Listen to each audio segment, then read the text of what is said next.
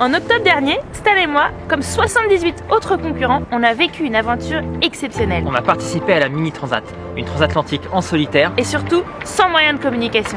La Mini Transat, c'est vraiment du sérieux. En général, on met 2 ans pour se préparer. On doit naviguer 2500 milles pour se qualifier, faire un stage de survie, passer un brevet de secourisme et même faire un test d'effort. Et même si nos bateaux sont tout petits, on a tout ce qu'il faut comme matériel de sécurité.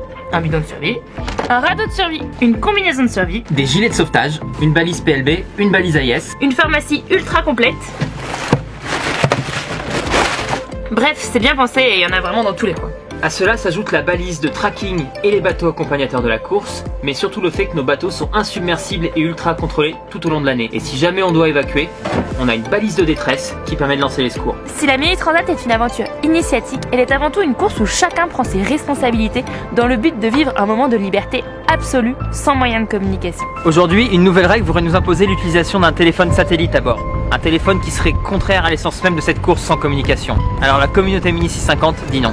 Si j'avais eu un téléphone satellite lors de ma Mini Transat, j'aurais absolument pas vécu la même expérience de solitude. Donc je suis vraiment contre le fait de mettre des téléphones satellites sur les bateaux pour la Mini Transat. Le fait de savoir qu'on n'a pas d'Iridium quand on part, on prend beaucoup plus de soins dans la préparation, l'entraînement, parce qu'on sait qu'une fois on est parti, on est vraiment self-sufficient. C'est grâce à cette expérience Mini que j'ai les compétences que j'ai maintenant. Si j'avais eu un téléphone satellite à bord, les choses n'auraient pas été pareilles.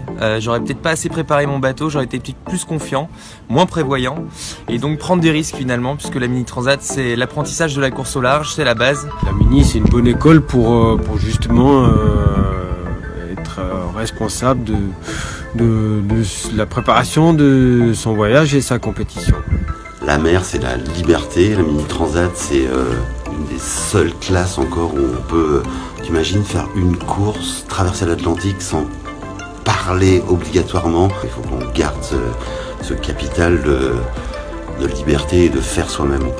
N'imposez pas de téléphone sur la Mini, c'est l'une des plus belles épreuves au monde, c'est grâce à elle qu'on est là, beaucoup de marins l'ont fait.